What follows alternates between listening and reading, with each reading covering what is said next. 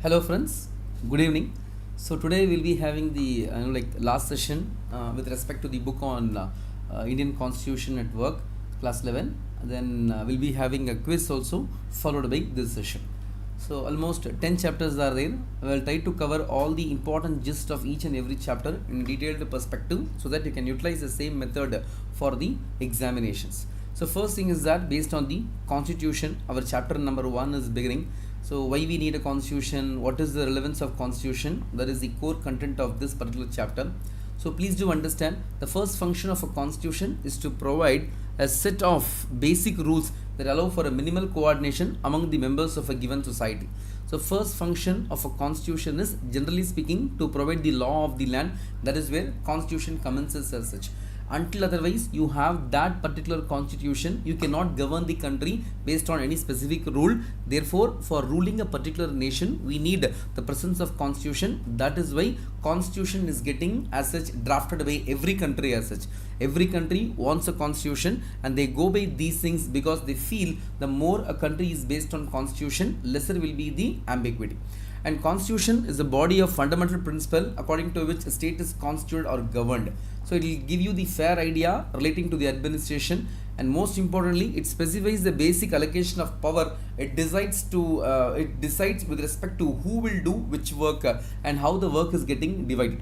So in all perspective, we can say the clarity of the functioning of the government is getting ensured with the emergence of constitution, which otherwise is practically impossible. In the Indian Constitution, for example, it is specified that in most instances Parliament gets to decide laws and policies, and that Parliament itself be organized in a particular manner. So Parliament is being the body is being empowered to do things on a rational perspective. However, speaking, the same Parliament as such which is being entrusted with this task is also being given an assignment as to how to function and how not to function.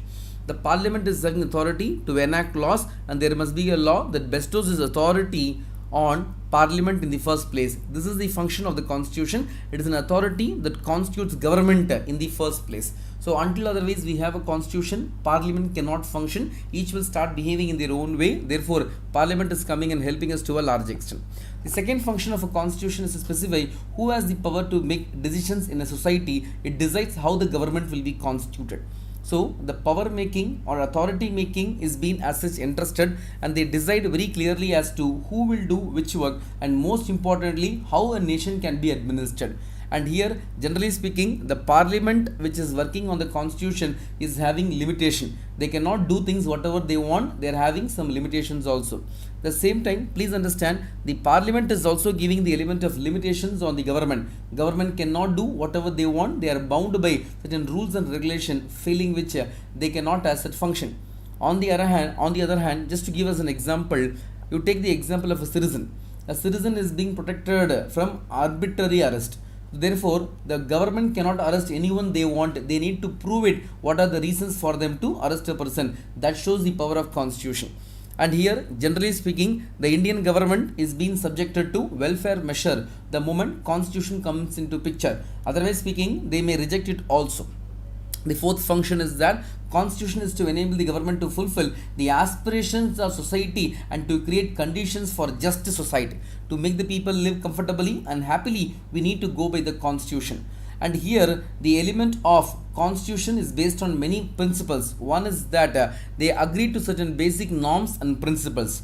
And second, constitutional norms are overarching framework within which one pursues individual aspiration, goal and freedom. The constitution sets authoritative constraint upon what one may or may not do. It defines the fundamental value. Therefore, we can come with the conclusion that moral identity of a particular nation is coming out of constitution. At last, there are many basic political and moral values which is getting shared by the Constitution of India. That itself shows how powerful the Constitution is as such in every country. And how the Constitution came into picture, who drafted. In case of India, this task was being assigned to the Constituent Assembly, which took the responsibility of drafting the Constitution of India, and that is the reason we are having a very proud feel that almost after great debate and discussion, our Constitution came into picture. An Indian Constitution is not something which is based on referendum. So here it was being done based on the Constituent Assembly, and here the people representative, they came and they voiced their issues, and at last our constitution came into force. And here the constitution is subjected to promoting the principles of equality. Again, we need to understand that in this chapter, why we are having constitution is the question of power got divided between legislature, executive and judiciary. All the three domains are getting differentiated. There is no amount of power which is having concentration. So complete amount of checks and balance has been established in case of Government of India, the constitution what we are having. Neither our constitution is too rigid, that is it cannot be amended, nor too flexible, anybody can come and amend it. Rather we are having a flexibility, amendability is there. That is why our constitution is being rightly called as a living document. And how the constitution was as such given the assignment, how they divided the Constituent Assembly as such. So the vote was given based on 1:10 lakhs as such, and province that been distributed among the three communities, Muslim, Sikh and the general community, and each member of this community was given the vote called as proportional representation vote. And here the selection for the princely states was to be determined by consultation. So these were the modus operandi where they went for selection of the members as such. And Constituent Assembly as such, it started its work in the year 1947. So after that, slowly speaking, the Constituent Assembly which came into the final model was based on the 26th November 1949. Almost 284 members were completely present. They signed it. At last, in this present criteria, the Constitution came into force on Jan 26, 1950. This was the final message relating to the Constitution coming into picture. At last, we need to know on the aspects of procedure. So in case of constitution, it is purely based on the committees. There are many committees as such which are responsible, and therefore in case of Indian constitution, we are having 8 committees, and many members were being given the position of a chairman to take care of a committee and give the input for preparing the Constitution of India. And here no constitution is simply a product of assembly that produces it, rather it is based on the various consensus which the people have given as such. In these things we can tell that the objective resolution which was moved by Nehru in 1946 is considered to be the base upon which our constitution got created. Based on this resolution, our constitution gave institutional expression to the ideas of equality, liberty, democracy, sovereignty and a cosmopolitan identity. These we were able to get only based on the input of these people. At last, but borrowing these ideas was not slavish imitation. Each provision we decided based on certain criteria which is suitable to the climate of India. So merely speaking, though we have many provisions as is taken from various constitutions across the world, do not assume that it is a mere copy paste work. Rather, it was an intelligent work resulting in great amount of labor. At last only our constitution as such came into picture. And then now moving on to the second area, which is called as the chapter on the aspect of rights in the Indian constitution. So today happens to be the last day as such, so please do understand. So today we are having the last day, so June 30 will be the last day as such. There is a batch, so any queries as such, do kindly contact the academy, and any assistance with respect to the batches or upcoming batches, they will help you, and with that you can proceed forward for the admission and start with the entire full-fledged preparation of UPSC examination. And now rights in the Indian constitution. So rights are definitely required. Even yesterday I spoke on the aspect of rights. Rights are considered to be quintessential aspect of a common man. In this area, most of the democratic countries are trying to give right, and these rights are considered to be Bill of Right. A Bill of Right will prohibit the government from thus acting against in an arbitrary manner. So you need to work based on the principle of law. You cannot work just in the way how you want. In case of India, those rights are considered to be fundamental rights because they are very basic, they are very important, and these cannot be violated by government as such. That is why we claim these rights as fundamental right, and fundamental rights are generally considered to be the right which is guaranteed by the constitution, not just by way of a law made by the government. So constitutional itself says that these rights are very clearly available to a large extent. And then please understand, executive as well as legislative actions can be declared illegal. So So just like that, how a work of one is being checked by other. We have a constitution, therefore if somebody is not working properly, if somebody is working against the principles of what the constitution says, those people who work can be highly subjected to nullification. They will cancel the entire work and declare that what you have done is completely wrong. In case of India, we are being subjected to so many fundamental rights. So here we are having 6: right to equality, right to freedom, right against exploitation, right to freedom of religion, cultural rights, educational right, right to constitutional remedy. These are the 6 rights. 7th right was there earlier before 1978, but right now it is not there, which is called as the right to property. Now no more right to property is the fundamental right. So practice of untouchability, one of the crudest manifestation of inequality. Right now under Article 17 we abolished it. So we are having a great amount of provision in the constitution to do justice. Likewise, Article 16 subclause 4, it says that the state is having all right to provide reservation.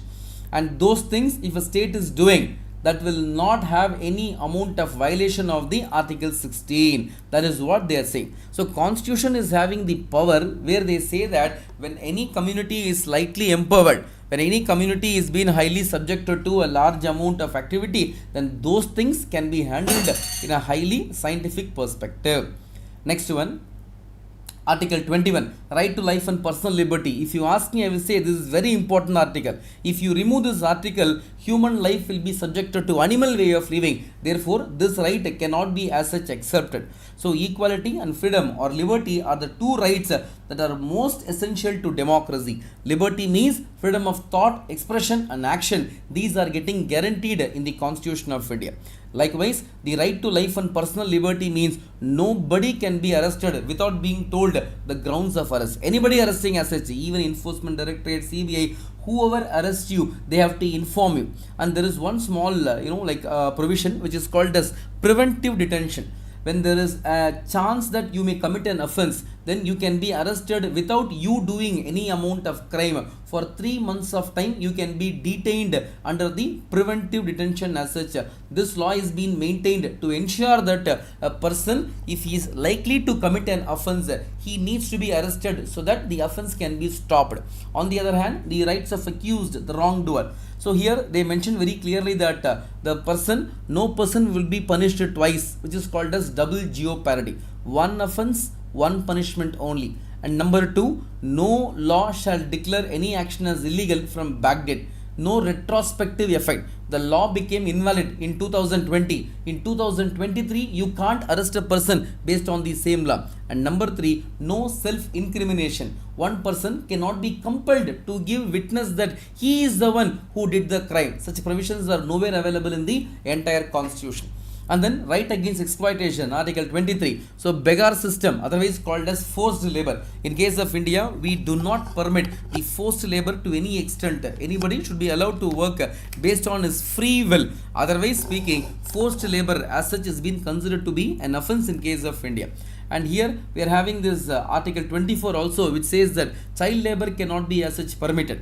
And constitution permits the freedom of religion, which is called as the hallmark of democracy. We have a right to do things whatever we want in terms of religion, subjected to public order, morality, decency, etc. So religious rights are being given with some amount of restriction. Next one, religious faith and worship and the concerns what we are having is up to us, and we have a full amount of liberty. Only condition is that we can say via word of mouth about our religion, but we cannot force a person to get religious conversion, which is being legally prohibited. And all religion in case of India, whether minority or majority, are being treated equally. We do not have any religion as official religion in case of India. That itself says India is a purely secular country promoting the principles of equality. Our constitution believes that diversity is our strength. Therefore, one of the fundamental right is that right of the minority to maintain their culture. Each person, whether minority or majority, will be treated equally, and they have a provision. So linguistic minority and cultural minorities are also included to preserve their language, script, culture, whatever it is. They have an absolute right. Even minorities can establish educational institution to promote and protect their particular language. Now comes the heart and soul of the constitution, which is called as right to constitutional remedy. We are having a right to constitutional remedy. Therefore, whenever there is any amount of offence being committed, we have a remedy to as such recover from those area. In that, we are having habeas corpus. When somebody is missing, we can file the habeas corpus mandamus to command the government when they are inactive. Prohibition, temporarily giving a stay order. Quo warranto, by what authority you are holding this post, it can be asked in case of a government office. Certiorari, it means to quash the order or to close the case completely from the lower court and transfer it to the high court respectively. On the other hand, DPSPs are considered to be the provisions. If you implement it, you can find heaven on the earth, but these principles are non-justiciable, because if you implement these DPSP, we need huge amount of financial resource which we do not have. And fundamental duties as such was not a part of original constitution. It got added after the so-called 42nd Amendment Act of 1976 based on the Swaran Singh Committee recommendation. And now with this chapter we come to know that these are the principles. And right to property, which was once upon a time a fundamental right, now it is being placed under Article 300A. No more it is a fundamental right. It is right now being labelled only as a legal right as such. And now when a question comes whether the parliament is having a power to change the law or not, for that we have a chapter which is called as the chapter 9, Constitution as a living document. In that we will deal about Kesavananda Bharati case and what the Supreme Court has said in this regard, right? This is all about the chapter number 2. Now moving on to chapter number 3. So in this area, let's see the provisions one by one. It's a very interesting and easy chapter as such. We will see election and representation as such, how they are going for the element of election and how they are doing the aspects of election. Every citizen is having a right to take part in the element of election, and there is no restriction on that until he is being prohibited by law of the land. Until they do that, they have a complete amount of right. A direct democracy is one where people come and participate directly, and ancient Greece was a classical example for that. Indirect democracy is something wherein which people will send their representative. In case of India, we have a direct democracy in the form of Gram Sabha in the local government, where they practice it, where people come forward and their ideas as such become the policies of the government. So here we need to speak about the aspect of election, how they are going for the elections as such in the long run. Elections in case of India is being taken care by a constitutional body which is called as Election Commission of India, and we have FPPS system, first past the post system. Whoever gets the highest number of vote will be declared as a winner, and this system is called as FPPS. In case of India, the elections to the Parliament Lok Sabha is based on constituency. We are having 543 constituency. Each constituency will have one representative. Highest number of vote, whoever gets in this area will be called as the winner. The other name for a first past the post system is called as plurality system. So both of them are same only. There is no difference in that. And for the post like president and vice president and all, we have a model called as proportional representation system. So in terms of proportion, who got the highest preference will be called as the winner, and this system was not taken for the people in terms of general election, because people need to be highly literate to understand this phenomena. Therefore we are not doing. So for the post of president, vice president, Rajya Sabha, we are following the method which is called as proportional representation system. Just have a look upon how these two are getting differentiated in this particular textbook. And now, why India went for FTTP? The simple reason is that FTTP looks very easy. On the other hand, the FTTP as such will convey the message very clearly. Therefore, the FTTP system offer voters a choice not simply between parties but specific candidates as such. Whom they want to identify, whom they want to choose will become very easy. Therefore, FTTP is being taken. And then most importantly, FTTP encourages voters from different social group to come together to win an election in a locality. In a diverse country like India, PR system would be highly to encourage each community to form its own nationwide party. This may have been the reason behind the constitutional makers to proceed for the FTTP system as such. So first past the post system. Our constitutional makers are very much aware about the practical difficulty in terms of implementation this area. In case of Indian constitution, we have this element of reservation also. So people who are coming from SC and ST are having reservation. Though it was given only for 10 years from the commencement of constitution, they are extending every now and then because they feel that vote bank will get missed.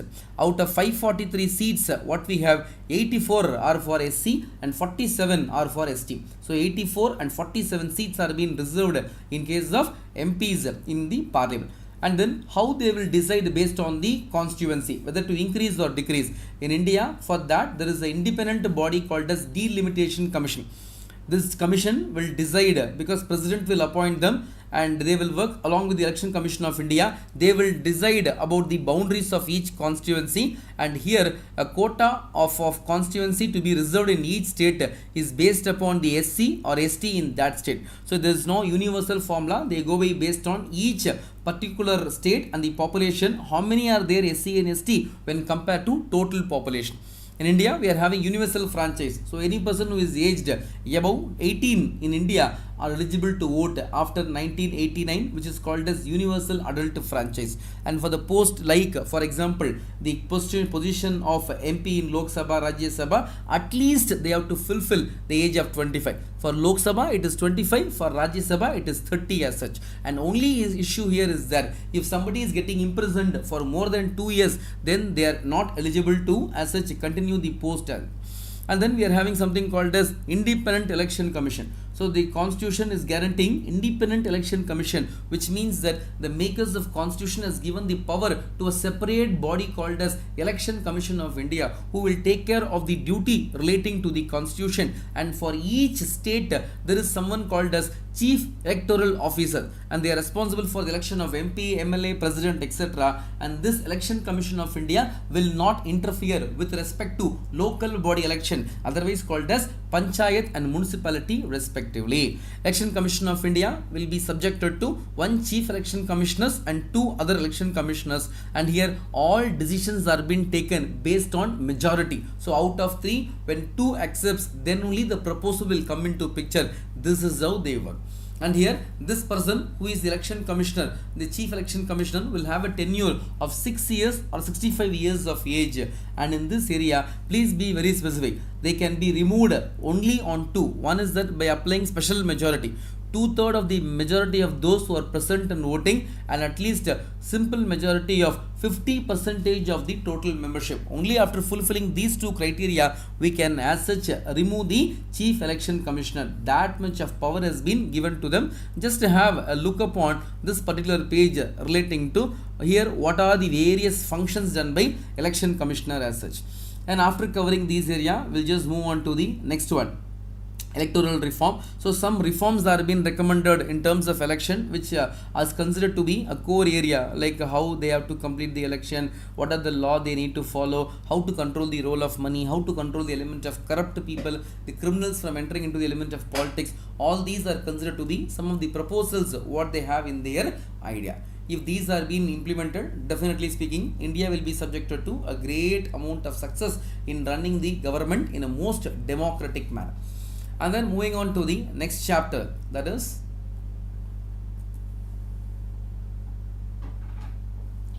executive. So chapter number 4 is executive.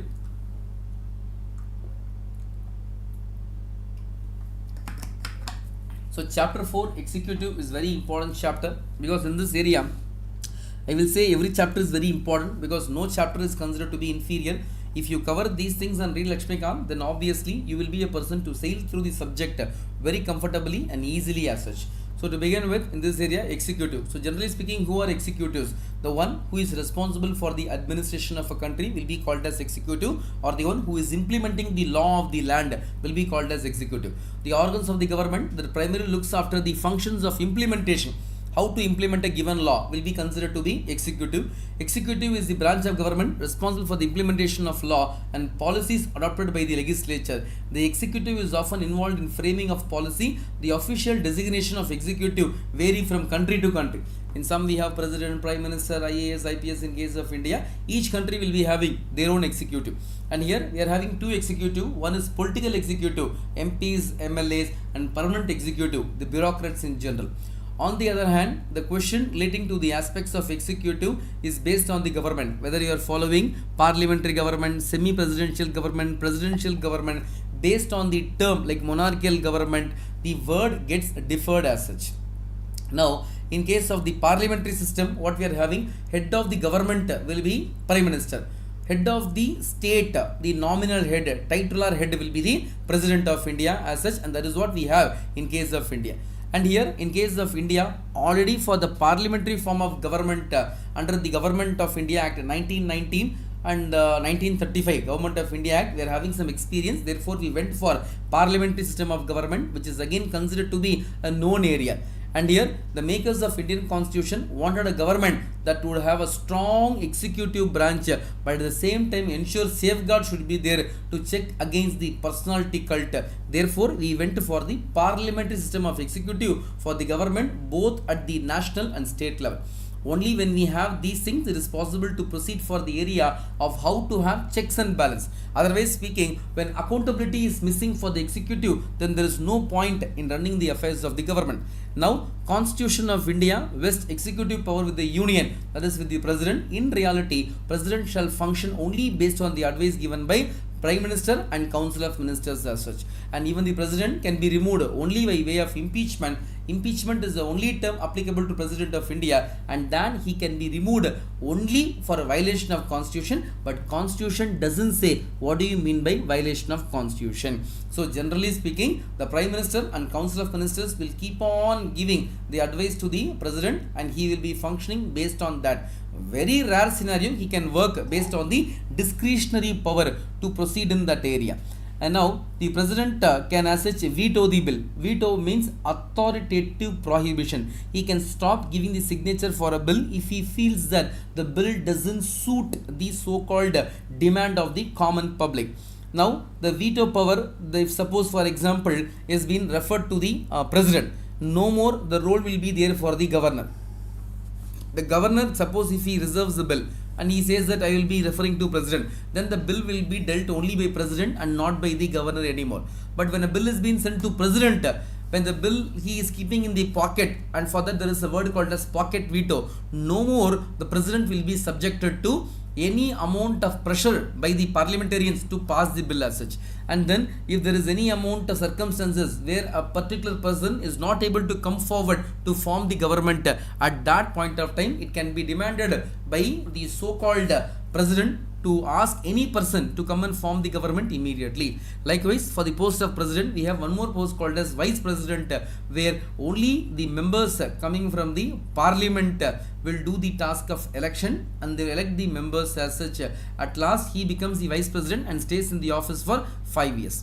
So, the question relates to the aspect of Prime Minister and Council of Ministers. So these people sit together, decide on the policies of the government, and at last those policies roll in as the Government of India's agenda. So our Council of Ministers are collectively responsible to the Lok Sabha. That means whenever the government loses confidence, which means when they are not having the sufficient strength in the Parliament, in the Lok Sabha, then all ministers have to resign. Collective responsibility is considered to be the principle of solidarity of the cabinet. Whenever there is a death of the Prime Minister or whenever the Prime Minister resigns, by default the government has to get removed from the existing power. At the state level, that we have the same executive. Instead of the President, we have the Governor and Council of Ministers along with the Chief Minister.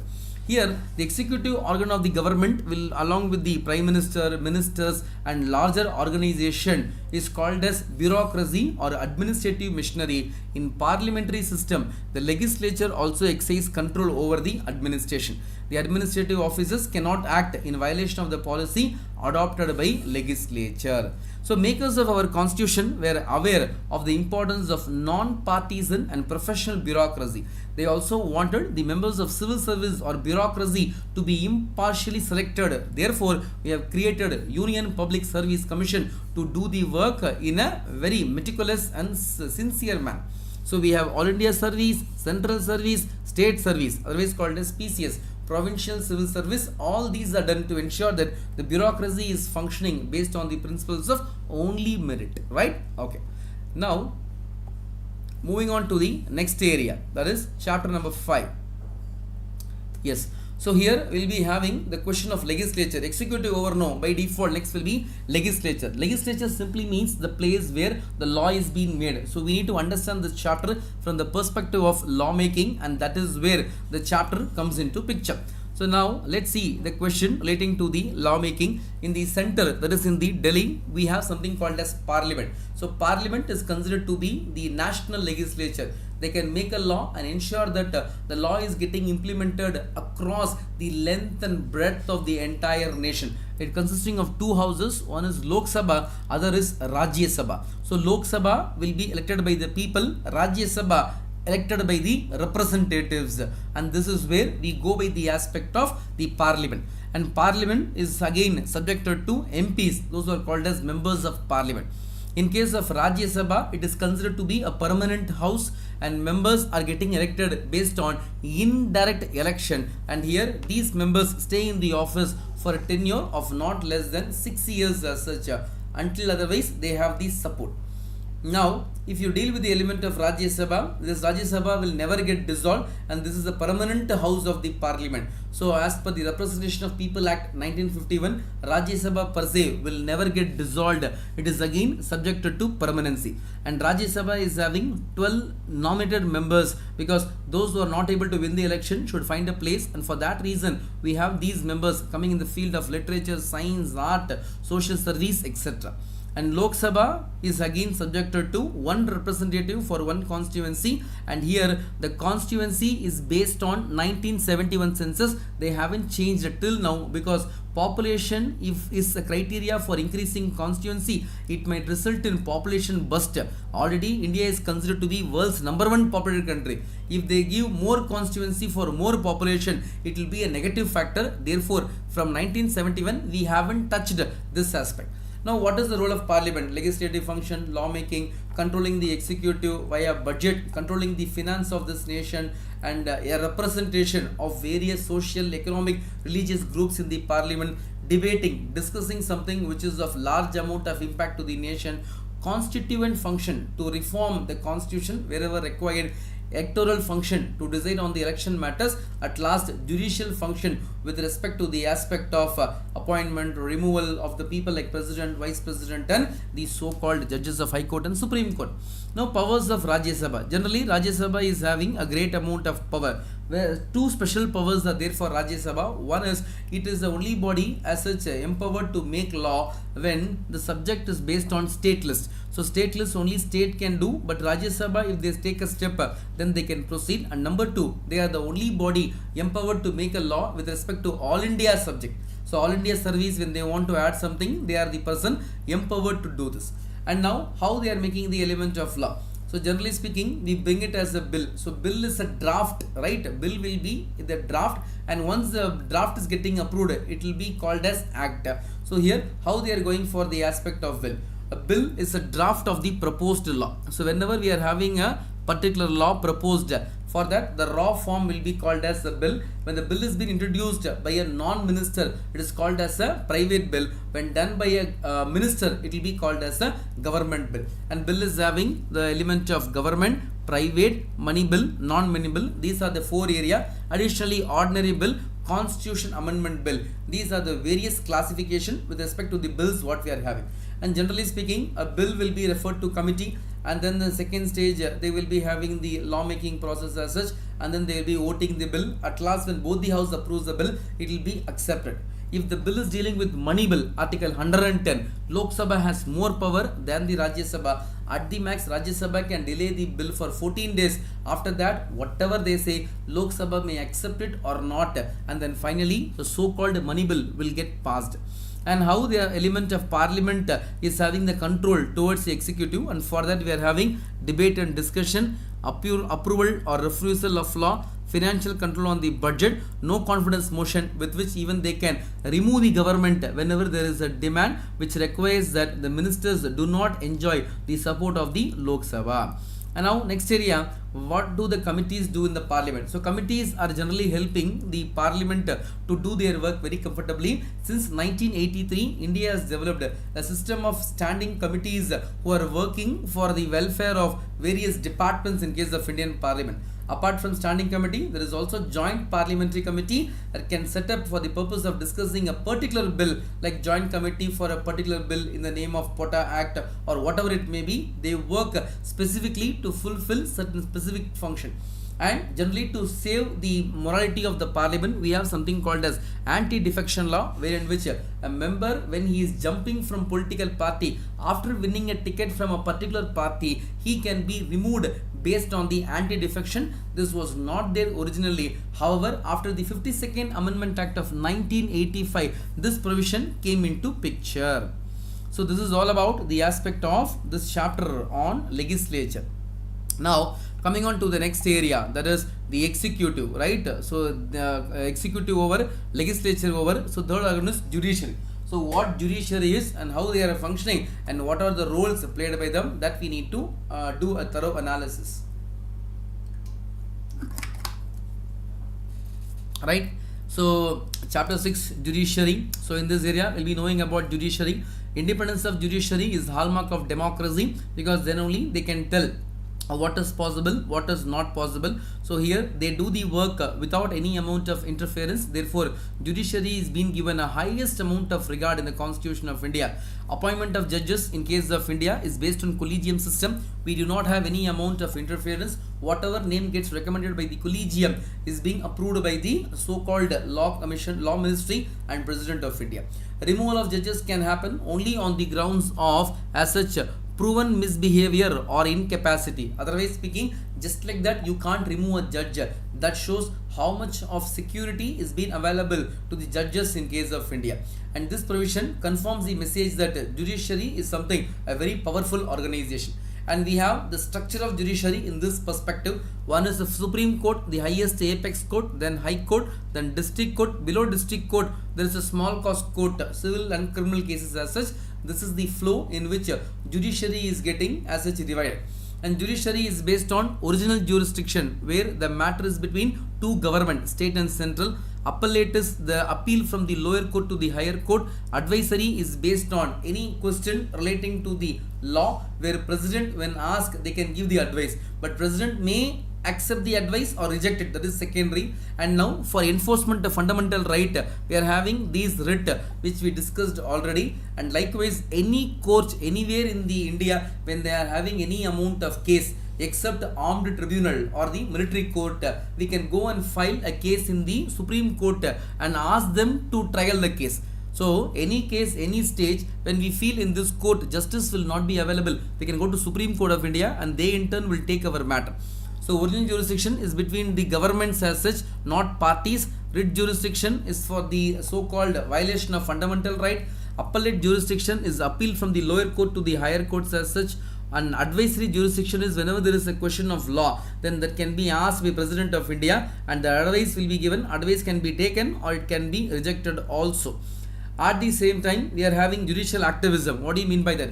Whenever the government is not active in some area, when they fail to make a law, judiciary will step in and they will deal the matter. It is called as public interest litigation or social action litigation. Both the terms, both of them are same only, so that will be taken in this area. And for this, only thing is that you need to ensure that it is not been as such filed for publicity or for familiarity. If you work for the welfare of people, bill is getting highly appreciated in judiciary. This is called as judicial activism, where they come forward to do things and they can do it via a bill or even suo motu without somebody coming and asking. They themselves can pass a legislation applicable to the whole lot as such.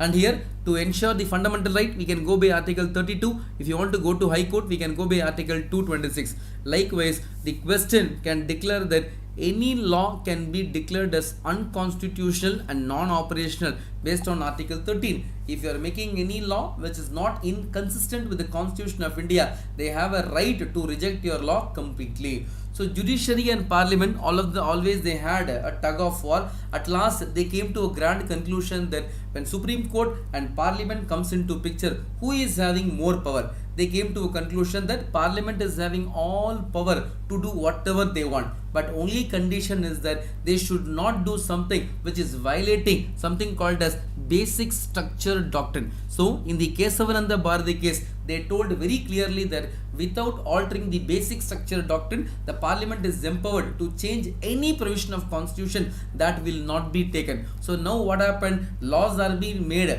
parliament is changing anything and everything. At last, to tell whether it is right or wrong, the ultimate power rests in the hands of judiciary and judiciary alone. That is why compared to all organ, judiciary is the most powerful organ, as they have a right to declare a law for the whole lot of India. Next, the 7th chapter, we will deal with respect to the aspect on federalism. So federalism already we have discussed in the previous books also. So now we'll just have a glance in these area. The word federalism is all about division of power. So here we are federal, that means we are dividing into various organs. Now originally speaking it was two. One is between the central and the state government, but now federalism is based on 3 levels. One is at the central, number 2 state, and number 3 even we have something at the so-called local level, otherwise called as local bodies, or the third tier of democracy, which is considered to be a real impact in case of India. And for that, how we follow federalism? So originally speaking, it was based on the so-called element of Article 1, where India is considered to be a Bharat, or India, that is Bharat, shall be union of state. The state and territories therefore shall be specified in the first schedule. So India is based on this principle and phenomena. Then division of power. So we are having something called as legislative, executive, judiciary, and power is getting divided for all the organ. No individual organ can have ultimate power. And in the 7th schedule of Constitution of India, we have union list, state list, and concurrent list. Whenever these are available, it conveys only one message, that is the question relating to the aspect of union means only central government will do, state list means only state government will do, and concurrent list means the both state and center will do. Generally speaking, power will be given to the state, but when specifically they say center will make a law in this area, then central will come and do all the activities on their own. Federalism we need, but it is on one principle, that we need to have a strong central government. Until otherwise we have a strong central government, the federalism as such will become weak.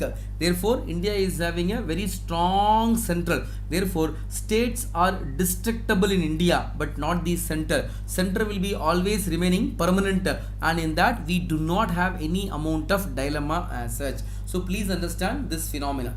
And number 2, Article 257 very clearly says, executive power of every state shall be so exercised not to impede or prejudice the exercise of executive power of the union, shall extend to give any direction to a state as may appear to the government of India to be necessary.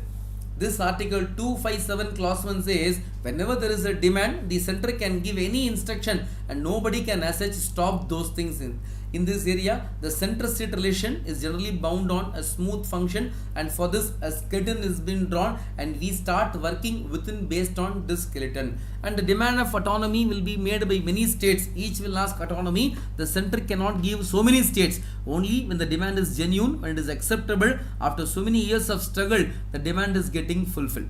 So governor and president rule generally we apply. Suppose for example, when a state is not working on the principles of constitution, we have a right to cancel the so-called government and give the power to the governor or president to rule. In center it will be ruled by the president, in state it will be ruled by the governor. This is how the president rule and the governor rule will come into picture. As long as they work within the ambit of constitution, nothing will happen. But when there is a demand where we need to implement emergency, that is also being made possible. And here and there, whenever there is a demand of new state, that new state demand, until otherwise it has a legal and proper backup, in India they don't permit. In the year 2000, we created the state of Chhattisgarh, Jharkhand and Uttarakhand. In 2014, we created the state of Telangana. So here and there, when demand is there, our Telangana demand was more than 50 years. So only when the demand is for so many years, when the demand is having a right time to ripe, we used to give the so-called permission. And now interstate conflicts are getting solved based on the tribunals what they establish for that, or generally by way of arbitration to resolve a matter in a legal perspective. And generally water disputes are being resolved based on interstate water council what they as such constitute.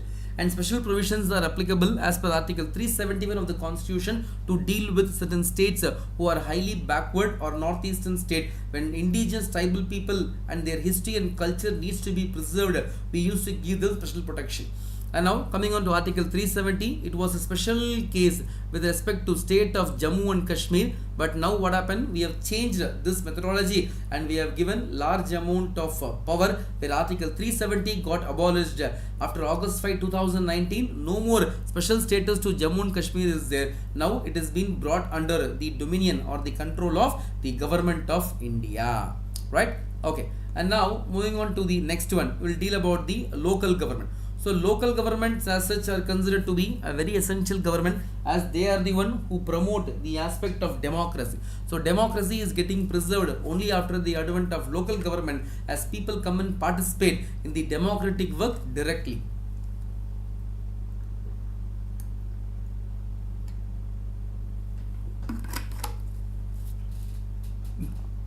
Right. So in this area, please understand, generally speaking, local governments are considered to be the third tier of government, and this in turn has made a tremendous amount of achievement, as people feel extremely empowered to move in this area and have a greatest amount of satisfaction. So local government is again a government where democracy is becoming more meaningful, because democracy allows people to come and participate. Earlier these things were not there, but today they permit these things. This itself is an indication that in case of India, what we call as the most happiest form of government is the local government in general. And now in this area, we need to understand the aspect of how the local government is having the emergence. So in case of India, Lord Ripon, 1882, he is known for bringing many reforms which is pro-India. He was not anti-India, he was pro-India, and many reform what he introduced was the initial thing from where the so-called system of local government kick-started. So during the viceroy of Lord Ripon, many reforms as such got initiated. At that time, these were called as local board, which was working for the welfare.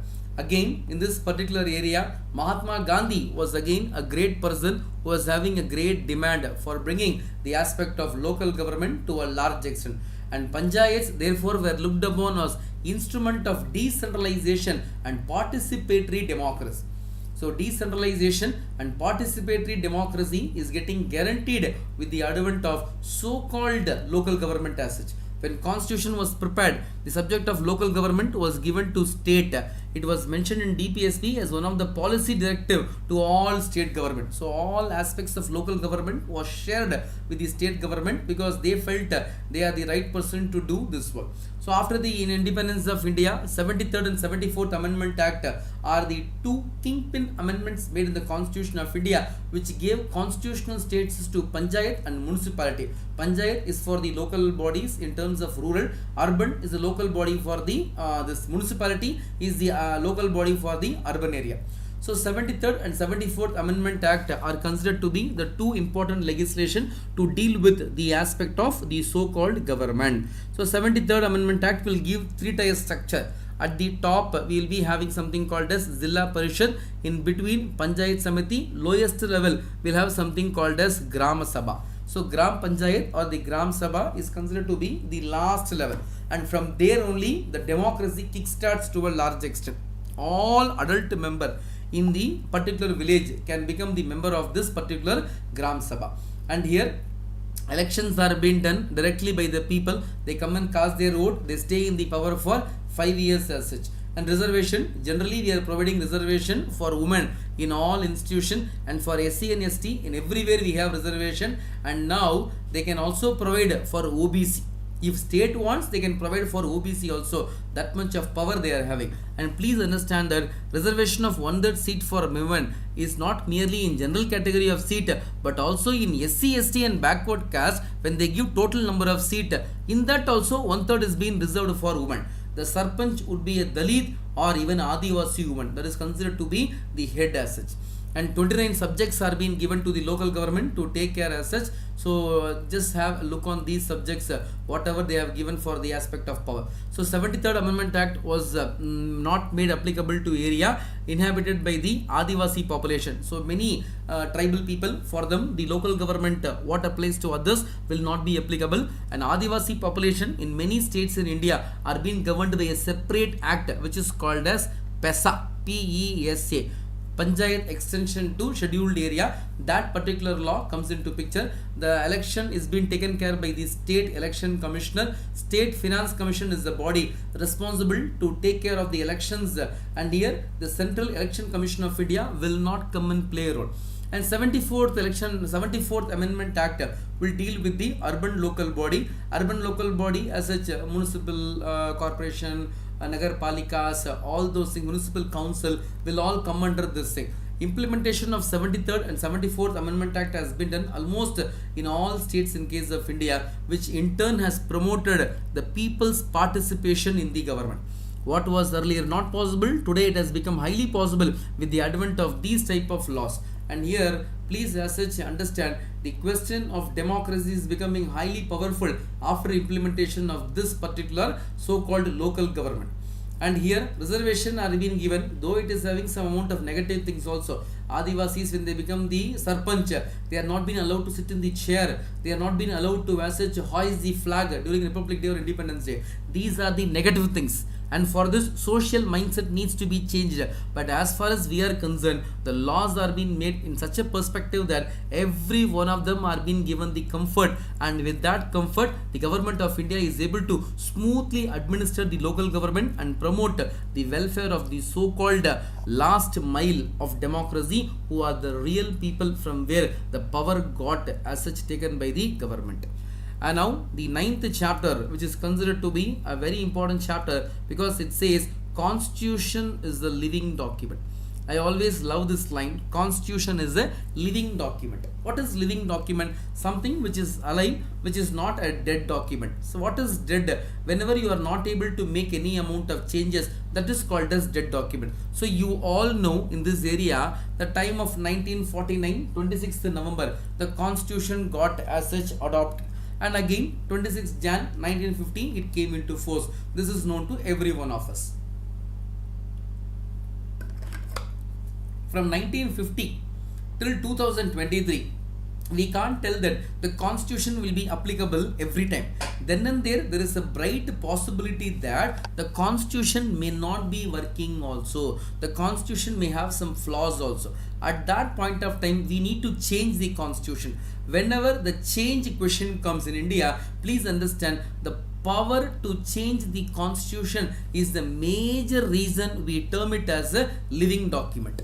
If Constitution is being allowed to remain the same, if Constitution is a frozen document, unalterable document, then we can come to a conclusion that our Constitution is a dead document. Sir, why dead? Because it doesn't permit any amount of activity. When no activity is getting permitted, when Constitution remains the same, when you are not being given a chance to think on the element of changes, then that type of Constitution is highly dangerous because it will remain the same, and sometime what is the demand of the common public, it will never ever get accommodated, and for that reason we have to go by this phenomena. And please understand that the dual role of Constitution leads to a difficult question about the status of Constitution. Is it so sacred that nobody can change it? Alternatively, is it so ordinary an instrument that it can be modified just like any other ordinary law? So whether it is so easy or so difficult, I will say it is a blend of both. We are having rigidity as well as flexibility in terms of Constitution. Therefore, Indian Constitution is a combination where it can be changed in some area it cannot be changed. You need to have a blend of both rigidity and flexibility, and that is what is our Constitution. So a Constitution that can be very easily changed or modified is called as flexible. A Constitution which cannot be changed is called as rigid. So Indian Constitution is a combination of these two characteristics that we need to understand. And Constitution is again subjected to changes based on simple law, simple majority, special majority with state ratification. These are the three ways in which you can change the Constitution. and here the parliament is the body empowered to change the constitution, and state cannot as such change any provisions of the constitution. State doesn't have any power. All the powers are being given only to parliament. Note that all amendment to constitution are initiated only in the parliament, and the special majority in the parliament, no outside agency like constitutional commission or a separate body is required for amending constitution. So sometimes we have a doubt, do we need some other body to come and change the constitution? Not required. Just like that, the parliament is alone empowered to do these changes, and that is how constitution comes into picture. Special majority, so generally speaking 50% plus 1 of the total members. Special majority, simple majority. Special majority means generally speaking it is again subjected to 2/3 members and 50% of the total strength. So we need both the area to satisfy the condition. And number 3, we have something called as special majority with state ratification. There are some provisions, for example, election to President of India, representation of states in the parliament, Supreme Court, High Court, like that some 7 or 8 points are there. For amending all those things, you need state permission. State means not state government, rather state legislature. 50% of state legislature in case of India, when they give the approval, then only reform can be initiated. That is what is called as ratification by the states. Do remember this point, very important from examination point of view. And why there have been so many amendments in case of India? We have crossed 100. Why there is a great amount of 100 plus amendment which has taken place? Simply speaking, we can tell with a great amount of conviction that amendments in case of Indian Parliament do happen because the Parliament is again becoming a subject of amenability based on the current demand. What was the old legislation? They can't sit on that. Whenever there is a reform, whenever there is a demand to reform these things, they need to do it on war footing basis. That is why we go for this type of method, which is considered to be the model what we follow on amenability. So constitution is bound to change whenever there is a demand from the society. Again, the content of amendment made. So mostly speaking, there are great amount of amendment. The High Court judge age increased from 60 to 62. Likewise, salaries of High Court and Supreme Court judge increased by 54th Amendment Act, giving SC/ST reservation for every 10 years. These and all are the changes what they made, and sometimes speaking, these changes are highly required. Then only we can work based on the current situation. And here, please understand that amendment is something what is happening, and this amendment is purely based on the explanation what they give. It is not just like that they do amendment and come to a grand conclusion and tell them we amended. All amendment needs to be placed in the floor of parliament. Only when you have a consensus you can do it. Otherwise, it is practically impossible. Sometimes speaking, an amendment what they initiate will remain just like that. It will never come into reality. On the other hand, the 42nd Amendment Act is again considered to be a mini constitution because many amendments as such got introduced in this area. So amendments are highly required. Then we have something called as basic structure. So basic structure is something where in the Kesavananda Bharati case, Supreme Court declared that the Parliament is having the power to change anything and everything. But one condition is that you are not supposed to change the basic structure. What is basic structure? They didn't tell. From various judgment we came to know it is basic structure. So at last what happened? The word of judiciary became fine. And now Justice Venkatachalaya, so former Chief Justice of Supreme Court Venkatachalaya was appointed to review the entire constitution. And many changes got as such introduced, and slowly speaking the changes are getting incorporated then and there, if not in entirety. And constitution is the living document because it is open to interpretation and it is also allowing the changes. When something is allowing change, when something is allowing a reform, then those things are considered to be highly acceptable. And contribution to judiciary, we can tell that Parliament is having the power and responsibility to make a law. The judiciary insisted that all these happen within the framework of the constitution, and pro people measure should not bypass legal procedure, because once you bypass law, even with good intention, they can give excuse to the power holder to use their power arbitrarily. So we are not supposed to go by that. So judiciary says any law you change it, you have to do it only based on the element of consensus. So generally speaking, constitution is truly a living document, and there is no doubt in that. And this grand vision what the constitution has is highly being subjected to one interpretation, wherein which the entire constitution is now subjected to a living document, and nowhere we find a change in this area. So these are the major chapters relating to the aspect of the 11th book, Our Constitution at Work, and you can have a look on these things, and the question of this batch admission is also there. So just have a look and do contact the academy for the batch, and you have this code also where you can just use the code and you can get a discount of flat 25% and start your preparation and clear this examination successfully. And now we'll be having the quiz as such.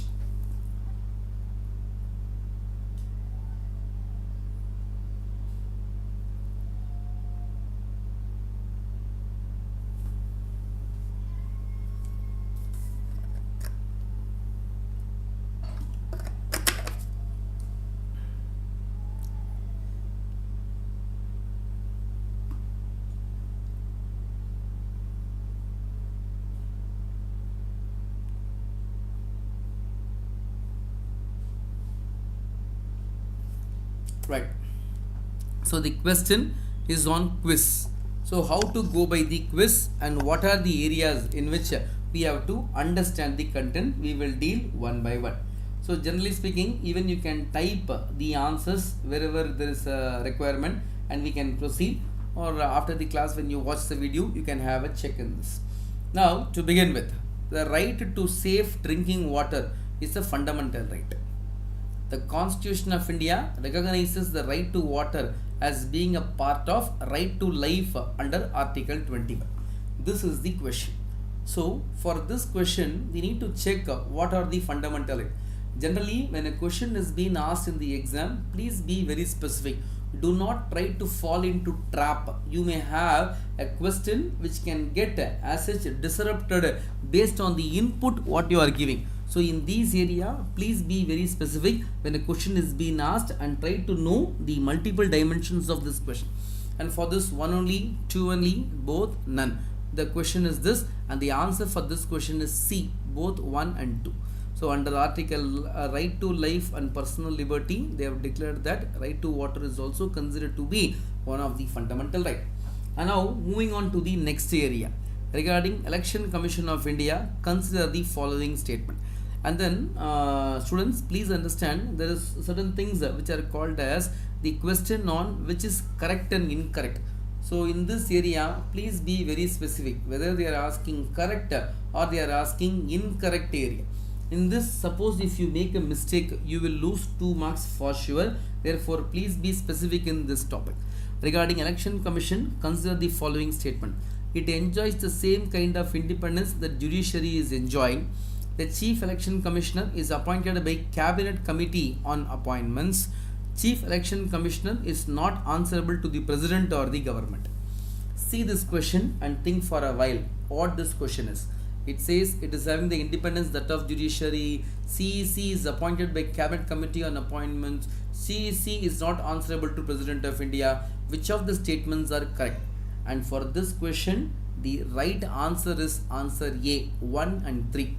It enjoys the same kind of independence that judiciary is enjoying. But Chief Election Commissioner is appointed by President, right?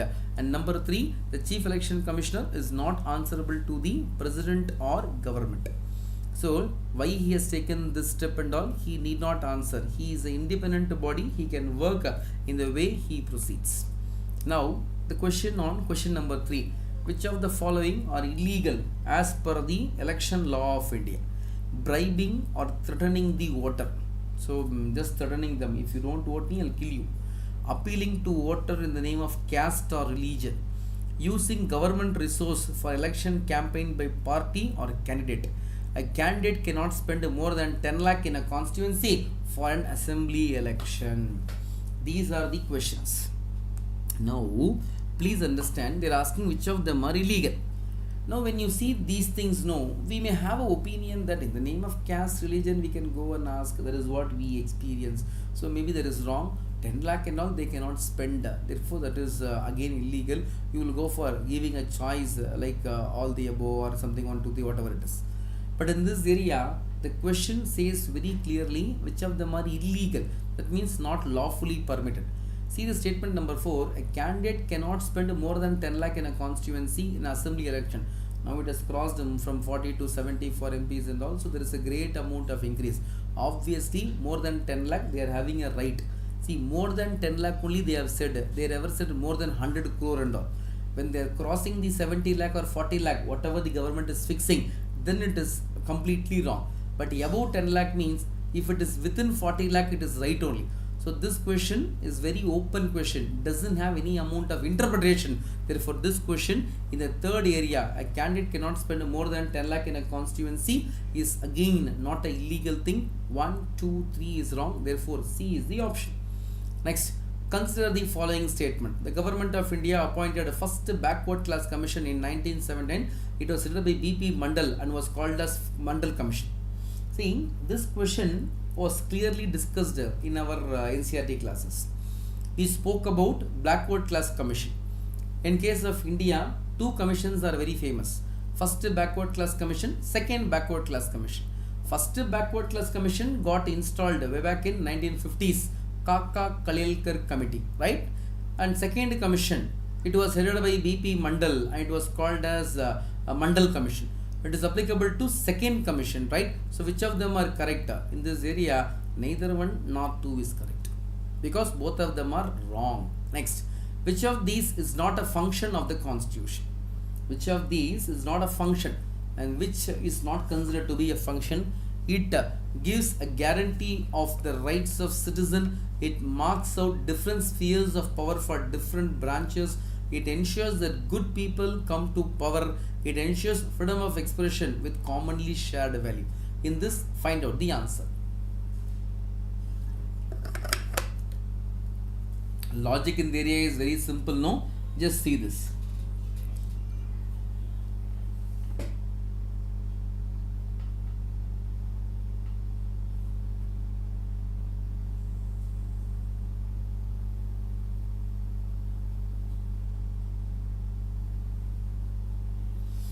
Right, so for this, the answer is C. Good people coming to power is not a function of constitution. That doesn't come here and that doesn't have any amount of bigger role to play at all. So here, we are fully subjected to our own liberty, right? So these are all constitution will not come and say. Which of the following is the best description of fundamental right?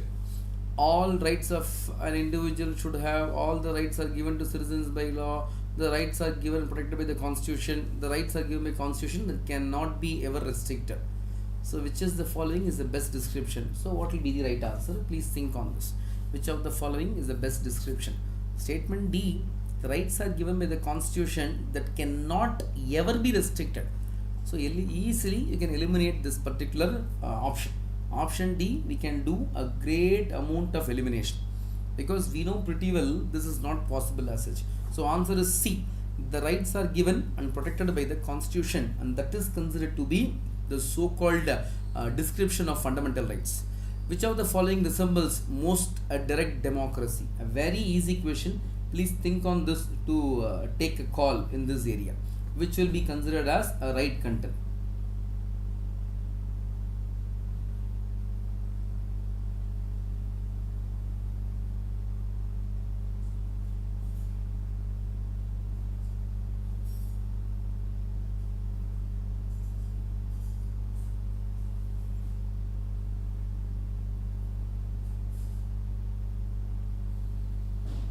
Right.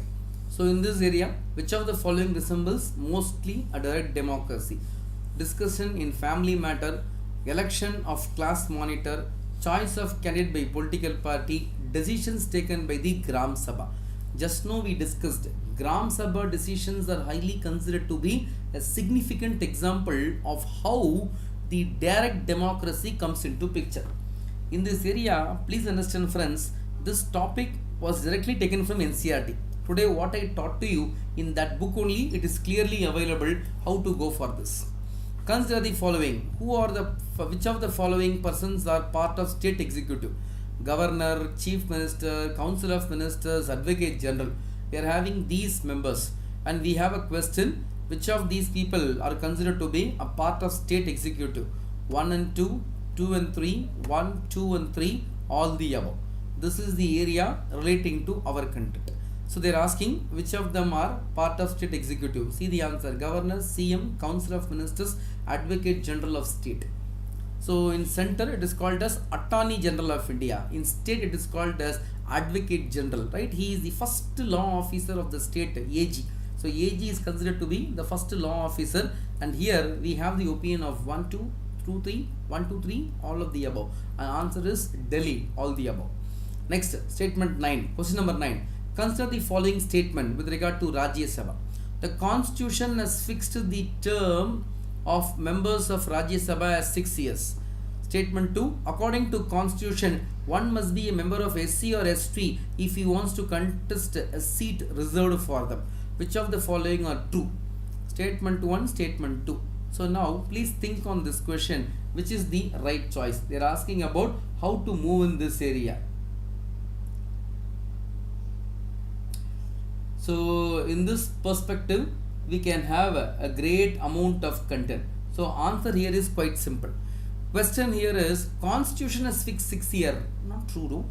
Representation of People Act 1951 has fixed the tenure of 6 years and doesn't have any role to play with respect to the Constitution of India. So this you can as such avoid. So keeping these things, the answer is Delhi, because the question of SC/ST reservation doesn't apply to Rajya Sabha. Somewhere you please make a noting, in exam they can ask it. Please be very careful in this area. Next one. Consider the following statements about DPSP. They have legal sanction. They are non-justiciable. The court can declare a law violative if any DPSP is unconstitutional and invalid. So, if any law is violating DPSP, they can be declared as unconstitutional, invalid.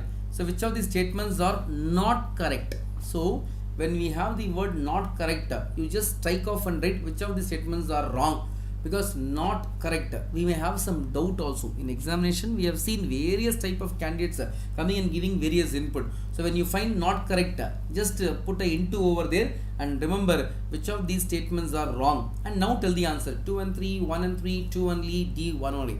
And for this, what will be the right choice? Just take a minute to think on this area. They are having legal sanction, they are non-justiciable, the court can declare a law violative of any DPSP as unconstitutional and invalid. So keeping these inputs in mind, we can tell the answer is B. B means 1 and 3. So they are having legal sanction, that's right. The court is having the question of violate any law to be violative of any DPSP as unconstitutional. So here both of them are not correct. That means the question is asking which of them are wrong. That is why we are going by option B. Now question number 11. Which of the following given below is not a fundamental duty? I said there is just a fundamental duty. So after the Swansing committee, we are having the fundamental duty. We need to know what are the duties as such. To respect national anthem, to protect the monument and place of national interest, to safeguard public property, to protect and improve the natural environment. So the word alphabet T is missing, environment. I hope it is as such understandable. Keeping these insights in mind, now come to the answer and tell what is the answer for this topic. So now we know pretty well, protecting monument, public property, national anthem, improving the environment, everything looks like a fundamental duty. But for a kind information, the question relating to monument of monument and places of national interest is a provision in the DPSP article 49 and nowhere comes in the fundamental duty. Now the Constitution of India lays which of the following qualification to be appointed as a governor? Simple question. How a person can be appointed as a governor? We spoke about executive, right? We spoke about legislature. And in the state we are having governor, chief minister, council of ministers, etc. Now, how to as such go for the governor qualification? Number 1, citizen of India. Number 2, 35 years completed. Number 3, he shall not belong to the state where he is appointed. This is the question. And here, dear students, please understand, constitutional provision is different than convention what they practice. Convention will keep on changing from time to time, from place to place. It will not remain the same. Therefore, convention you need not write as an answer. The question says what does Constitution of India says. Therefore, go to the Constitution and find the answer. For this, answer is only 1 and 2 as such. So Bombay 1 and 2. He should be citizen of India, must complete 35 years of age. He should be outsider. We have to consult the chief minister while appointing the governor. All these are conventions. Even when you do not follow these things, it will not be an offense.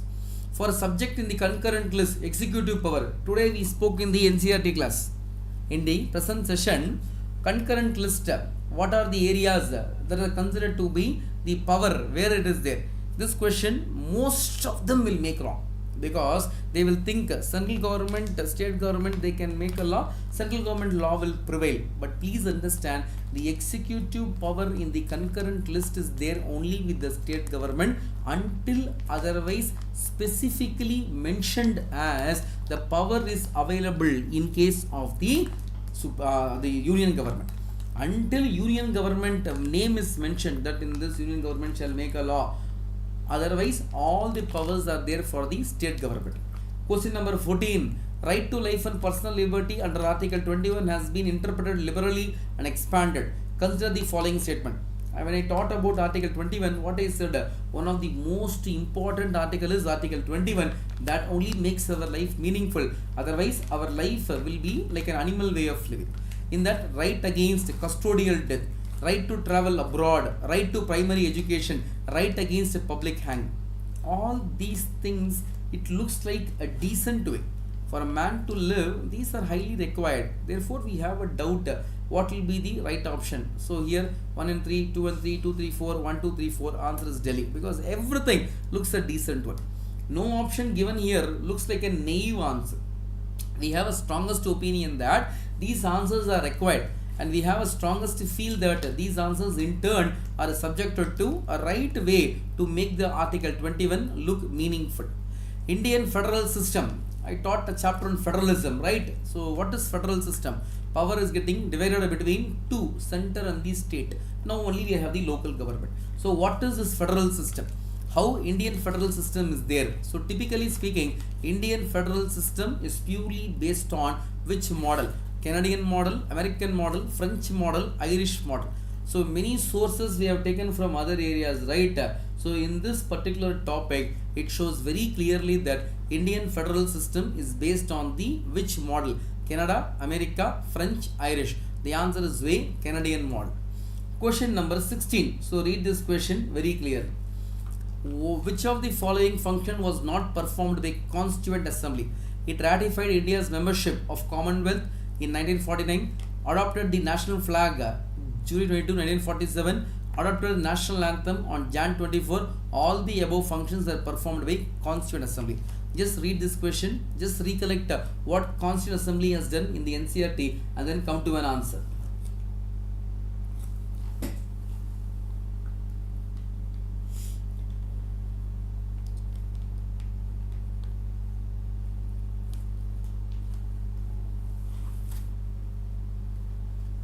What is the answer? Just think.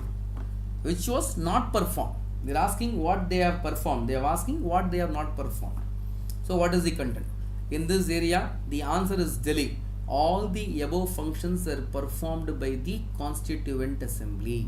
So which was not performed? All of them were performed.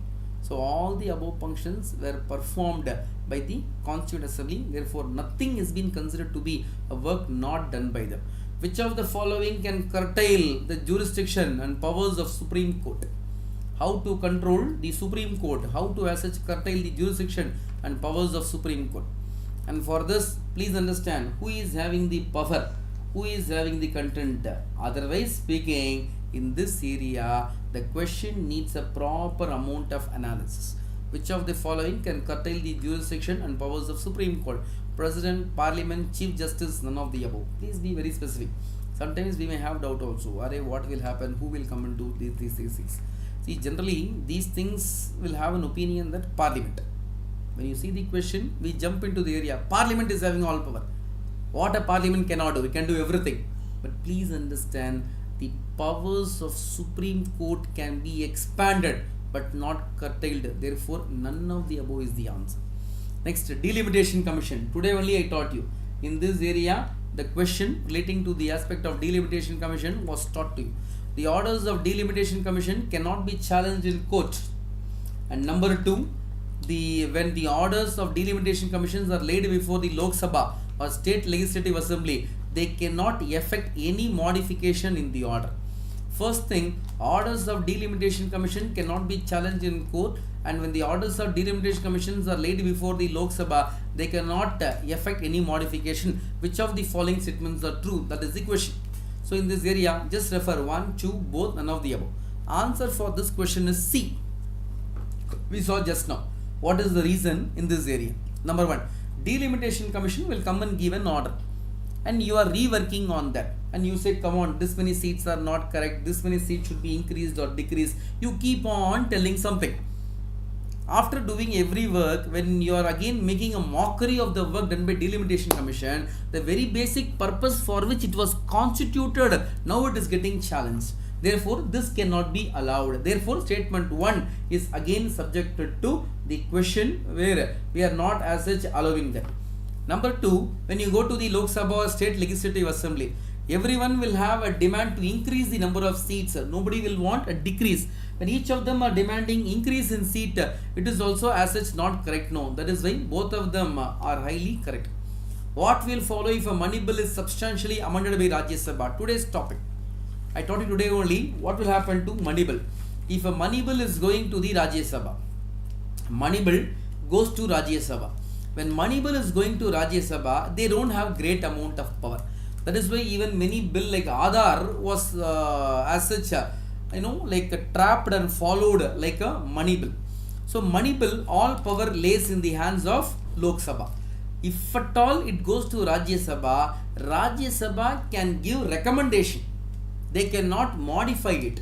They can only give recommendation, and recommendations Lok Sabha may take it or not. See the first option, the Lok Sabha, whenever a bill is being substantially amended or they are giving some amount of recommendation, they can either accept the recommendation or reject the recommendation and proceed forward with the so-called legislation. Last one, question number 20. According to the Constitution of India, which of the following are fundamental for the governance of country? Which of them are highly required for the governance of the country? In this, please understand fundamental right, fundamental duty, DPSP, FR and FD, fundamental right and fundamental duty. Which of them are highly required? If you take these things, we can come to a grand conclusion that the question on the aspect of fundamental right, fundamental duty, DPSP, all are looking important, but fundamental for the governance is none other than our DPSP, which is helping for a smooth administration. So now, dear students, we are done with all questions as such. We covered the NCERTs from 6th, 7th, 8th, 9th, 10th, 11th in that 2 division political theory, and we also spoke on the aspect of what is the constitution at work. Now these inputs are over, so they are as such in the admission process, get enrolled, and you'll be having all classes regularly being conducted, and you'll be having a great amount of input with respect to the classes also. The moment the classes are getting enrolled, a disciplined structure, a disciplined way of preparation will step in, and that will help you to score more and clear this examination. A right direction with a right guidance given to you every now and then with a proper follow-up is enough to crack this prestigious exam. It may be having some amount of opinion that you need to as such do miracles and all, not required. We have seen various stages of exam. So we have cleared the prelims, mains, gone up to interview. So we know how this examination as such is. In this area, when examination demands huge amount of acceptance, that if you are sincere, you will be given reception in UPSC Dolpur House. So as such, prepare sincerely and clear this examination at the earliest. Thank you and wish you all a bright success. I'll come and meet you in the upcoming sessions.